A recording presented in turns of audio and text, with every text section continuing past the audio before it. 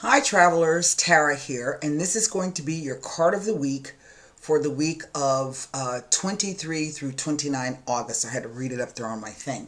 The card that I have pulled for you, oh, it's right here in front of me, is the Justice card. Okay, I'm going to put it on my little thing and I'm going to turn the camera around. This is a very important card in the major arcana.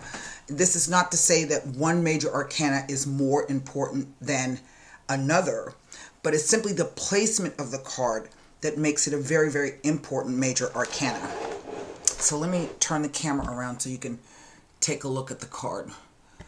Let's see here. Try to get a little, there we go. Wait. Because my light is glaring on it. So, wait, hold on. I don't even know what I'm doing. Just bear with me. Bear with me. There we go. There we go. Okay. The reason why this is such an important major arcana card is because of the number and where it falls in the major arcana section. The Justice card is the synthesis of major arcanas 1 through 10. And it's the journey from the Fool to the High Priestess to the Empress, the Emperor, the Hierophant, the Lovers, the Chariot, Strength, the Hermit, and then the Wheel of Fortune. So that is the synthesis of all of those particular cards. And basically, I got my notes here. What this card represents, first of all, it's a karmic card, okay? And it is absolutely related to the number 8. 8 is a karmic number. What it represents is balance on all levels. And it is about principles, truth speaking, and the desire to do right. More importantly, for us humans here, it speaks about the power of intellect, mental alertness, and agility. And involves fairness and using our intellect as the arbiter. What does that mean? Well, it's about the choices that we make, and it reminds us to base them on wisdom, planning, reflection, rationality, and the weighing up of options between the scales and the sword here, right? Because the sword is double-edged. It speaks about our ability to discriminate, to discern, and make choices based upon dispassionate, impersonal evaluation of merit. In other words, is it provable? Is there something about it in which not only can we prove, but we can validate, right? It asks us to use our impartial judgment, and the one thing that we as humans have that no other creature on the face of the earth have is the power of the rational mind. Although sometimes, I would argue that sometimes we, that can kind of be a dichotomy.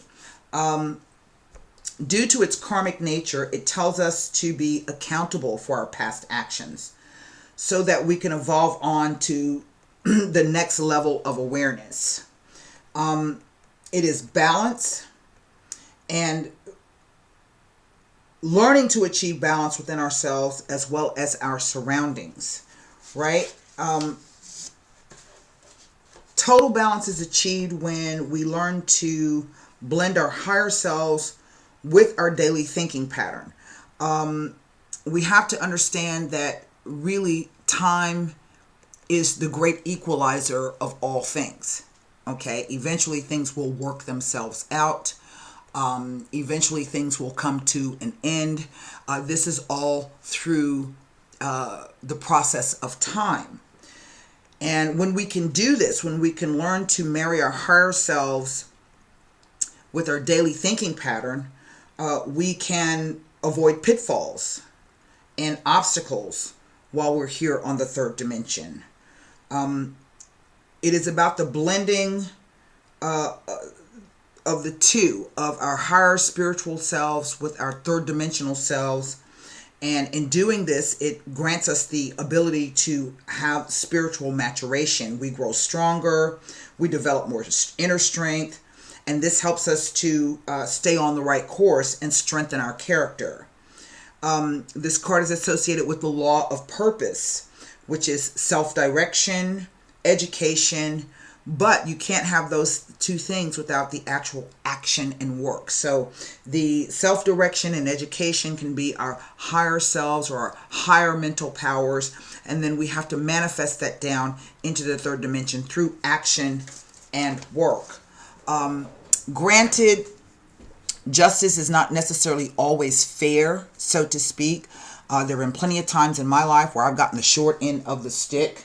And so the question is, do I allow that to stop me in my tracks? Do I stay angry about it? Do I brew over it? Do I become bitter about it? Do I try to seek retribution for it? Or do I simply accept that it is the way that it is and then move on? And this is how you can overcome those obstacles or those pitfalls. And so this is really the idea of here with the sword, using your higher mental or higher rational mind with placing things on the scale and weighing up the pros and the cons of it, right? If you are thinking about a career change and this card shows up, it says that, something to do with the law may be right for you. If this is about a legal issue, this can be about a legal issue coming to the fore. It doesn't necessarily mean that you are going to be victorious in that, right? Because justice is blind, quote unquote, but she's also fair. And this is based on impartial, supposed to be impartial rationalization so that you can come to the best outcome.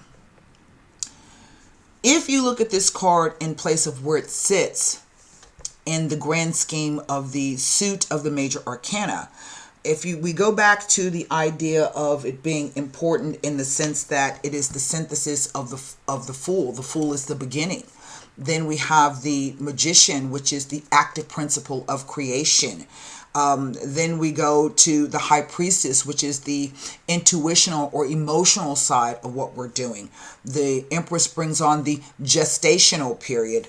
The emperor says we've come to a place where all of the previous things are balanced. We have our emotions intact. We have our logic intact, and we're marrying those things. Then we move to the high priest. This can be the idea of sharing your information with another or gaining advice. From there, we move to the lovers. We have to make a choice about what it is we're going to do now. Maybe the person that you spoke to as the Hierophant gave you a different perspective and it gave you something to think about or two options to think about. So now the lovers comes in to help you make that decision, head or heart. The Chariot is about moving forward with your plans and not veering off course. The two Sphinxes show you that you have to maintain the balance, the light and the dark, the masculine and the feminine, the positive and the negative in order to move forward.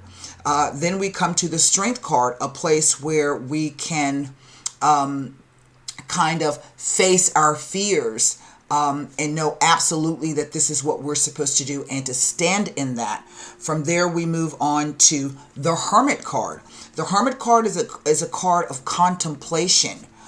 We've gone through all of those processes. Now we need to stop and take a moment to reflect. We need to seek out the answers. Is this really in my highest good? Is this really something that I want to do? He's not only a hermit, he's not only a teacher, but he's a scholar. And by your actions and your contemplation, when you decide to move forward, the time is right, the wheel comes in for you to move forward, right? Can you teach anybody about what you've done? Are your kids watching you? Are you showing them something about perseverance, planning, wisdom, impartiality, using your rational mind? And once you reach that level, you come to the Justice card. Now, whatever it is that you decide to do, you're going to weigh that up and then you're going to move forward. So this is the card of the week. It's a great meditation for you. These are the way the things that I'm teaching in my tarot class. I have a new mentor who is really quite phenomenal. Lives in Washington State, so we speak quite often by Zoom. And this is a wonderful card. I know that the major arcana can be quite mysterious to many of you, but they really aren't. If you'll notice in the description up there on the top left, it says the key. Each one is a key, and one key unlocks the door to the next key. Okay, and so this is what I have for you for the week of August 23rd through the 29th, the Justice card.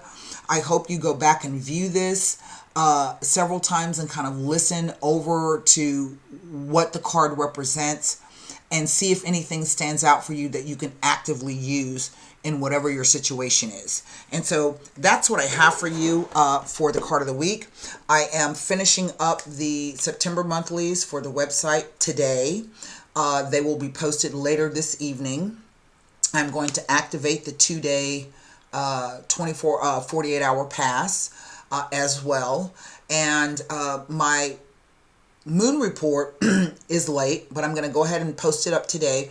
The effects of a full moon run for 3 days after the full moon, 3 days before and 3 days after. So you should still find something hopefully useful in it for you. And so until then, I'll see you guys probably on Friday for your mini cross reading, open reading. And until next time, be well, stay safe, and namaste.